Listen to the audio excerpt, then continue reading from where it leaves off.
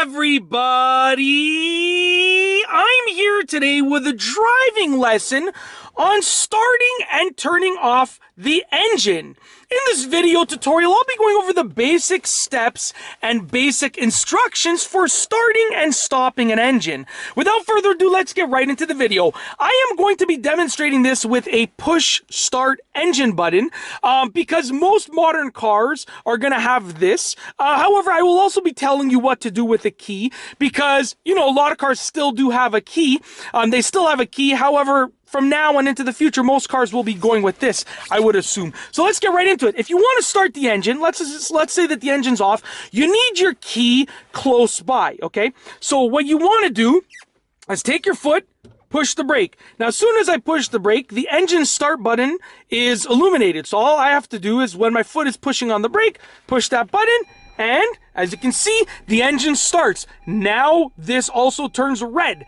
Now, this is specific for this vehicle, but in most vehicles, it's going to illuminate a different color so you know that it started. And how do you know that your engine has started? Well, if you look at the tachometer, which shows the RPMs or the revolutions per minute, you'll see that it's above zero. So right now, this tachometer is at whatever, like 750 or something like that. So basically, that's the revolutions per minute, okay? As you can see, it's not at zero. It's above zero, okay? When you want to turn off the engine, all that you got to do is obviously, you know, hopefully make sure that the car's in park. That's a must for the most part. I mean, you can still turn off the engine if the car isn't in park, but you want to make sure it's in park before you actually turn it off, this way you know you're safe. And I also like to make sure my parking brake is engaged. Just push this button again. As you can see, it has turned off. Now, in addition to starting and stopping the engine, you can also cycle through the various key positions, as I like to call them. So without putting your foot on the brake. My foot is not on the brake pedal. You can push this, and it's going to turn on to the first position, okay? Which, the first position, as you can see, nothing is illuminated here, but like the radio in-car entertainment system will start up. So as you can see, it's accessory mode, as it says right there. This is accessory mode, and all the in-car entertainment now works. I can push it again. Without my foot on the brake, I push it again, okay? And now, all of a sudden, additional things start to work, okay? So as you can see, the lights are starting to illuminate, but the engine is not started. You can see it's still at zero. This still works. A little bit of additional things work. And then as you can see, it says to start engine, push the brake and push it. Now at this point, I can push the brake and I can push the start button to start the engine, or I can push this one more time and it will cycle back to zero. So right now everything is off again. As you can see, you know, like these lights turned on, which told me that the car shut off. I'll demonstrate that one more time, okay? So we have accessory mode, which is the first mode right here. The second mode is going to be additional. Okay, and then when I push this, you'll see these lights will turn on. I'm going to push it right now. So as you can see, the lights turned on, the car's turned off.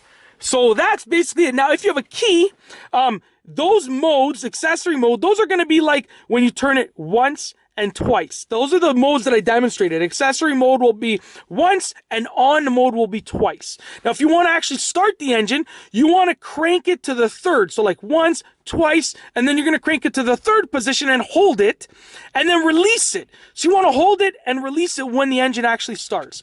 So I'm going to start it with the push button, and I'll demonstrate what I would do. So look, check this out. Crank it, release it. As soon as you hear that engine start, you want to release the key, okay? And then it's going to be to that second position again, the on position as we call it. When you're ready to shut it off with the key, you just want to turn it all the way back, which will be similar to this. You turn it all the way back, and then you can remove it. And that's it. Those are the basics. That is the basics of starting and turning off an engine. Like I said, I wanted to really demonstrate it with this push start button because I'm going to assume, you know, I'm just going to make an assumption that like all cars for the most part, or most cars in the future will be this push to start and not the key that we, you know, have classically used. But I know that there are still cars that have a key. In fact, my other car that I own with my wife, the other car that we own as a family has a key. It's a Mazda 3, an older Mazda 3, and it still uses the key. So, you know, I just wanted to demonstrate it with this, but also explain how to use the key. And that's basically it. If you like this video, please be sure to give it a thumbs up. Let me know what you think down below as a comment. And of course, be sure to subscribe for more great videos just like this one. And that's all I have for you today. Thanks for watching.